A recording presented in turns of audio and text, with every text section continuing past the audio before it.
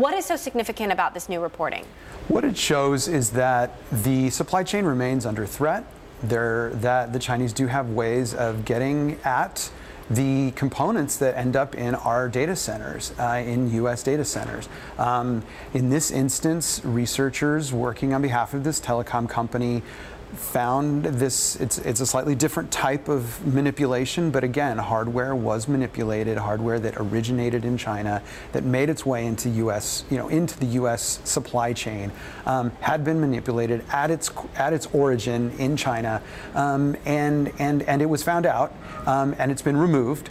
So what it does is it indicates that again, parts of the supply chain do remain vulnerable. And in this case, you have a researcher who has come forward, named in the story, and talked about. So he's putting his reputation on the line here. He's talked about what they found, what happened when they, kind of how they reached the conclusions that they came to. We've seen the documents. We've run them by other people who do security, who understand how this works, and they have, indicated to us that his approach makes sense. Now, what was different in terms of how this hardware was compromised from the previous report? Previously, this has to do with the Ethernet connection, so this is what we use to connect to telecommunications networks. That's what's different in this case, but what's similar is its supply chain originated in China, and it has to do with hardware. And Supermicro, once again, is the company at the heart. Now, in Yossi's instance, Applebaum, the researcher, he says Supermicro is a victim here, and he says that Supermicro is not the only one that is used as a conduit. So we're definitely pursuing all of those angles. Supermicro continues to deny. Correct. Even this latest story, saying the security of our customers and the integrity of our products are core to our business and our company values. We take care to secure the integrity of our products throughout the manufacturing process, and supply chain security is an important topic of discussion for our industry. We have no knowledge of any unauthorized components and have not been informed by any customer that such components have been found.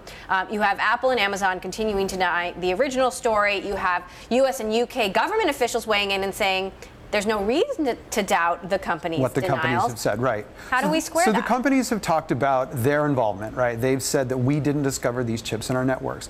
So again, we've had to weigh that against what we've been told by a multitude of sources. 17 unnamed sources and now an 18th named source. Right, although he's not talking directly about Amazon and Apple, to be clear. They have stuck to their denials, and they're very detailed, and we take them very seriously.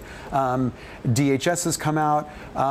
We're also, as we've said in our stories, we're not. It's possible that they aren't involved, that they don't have oversight over those agencies that are involved in the investigation that we've talked about, that we've written about. Why might the telecom industry have been targeted, and what could the consequences of that be? Well, I mean, it's the telecom industry.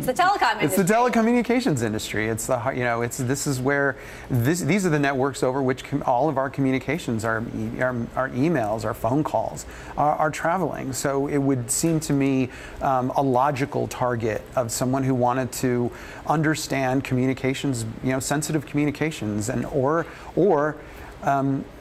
wanted to eavesdrop on IP. We're not clear exactly what the intent was here, a little bit less clear than we were before, which was very much IP and whatever sensitive communications that were traveling over the networks. Less clear in this instance what the motivation would have been. But again, it's it's the telecommunications network, so pretty central to all of the communications that are traveling over our networks.